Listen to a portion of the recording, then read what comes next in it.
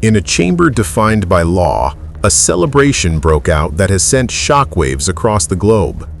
Israeli National Security Minister Itamar Ben-Gvir was seen toasted with champagne. The reason?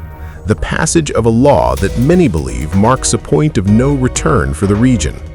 With a vote of 62 to 48, Israel's parliament has officially approved the death penalty for Palestinians convicted of deadly attacks.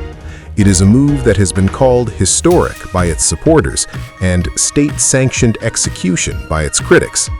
But beneath the surface of the legislative victory lies a much darker debate, one involving international law, human rights, and the very definition of justice in a conflict that has already claimed too many lives.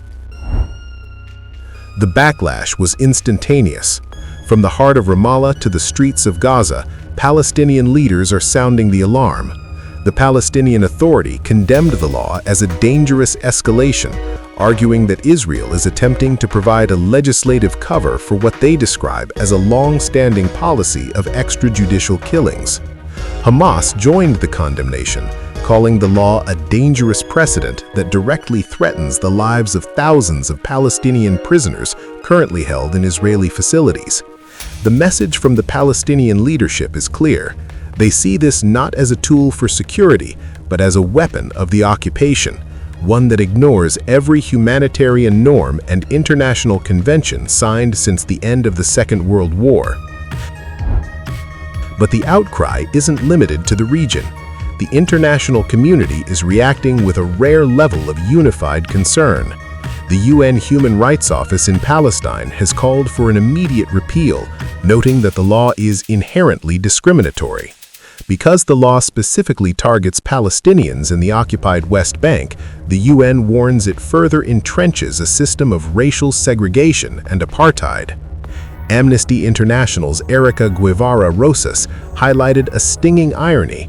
This law, which allows for state executions, was passed just weeks after charges were dropped against soldiers accused of assaulting a Palestinian detainee. From Ireland to Italy, the sentiment from foreign ministers is the same. The death penalty is a legal anachronism. It is a regression that many fear will only fuel the cycle of violence rather than end it. As the Association for Civil Rights in Israel files its appeal with the Supreme Court, the world watches to see if this law will actually be implemented. For Minister Ben-Gvir and his supporters, this is a show of strength, a refusal to submit to international pressure. For human rights groups, it is a public display of cruelty. Amid a surge in military raids and a devastating war in Gaza, the introduction of the Gallows into the West Bank adds a new, lethal layer to an already volatile landscape. Is this a measure of justice, or is it the final erosion of the rules-based international order? One thing is certain: the shadow of this law will loom large over the West Bank for years to come.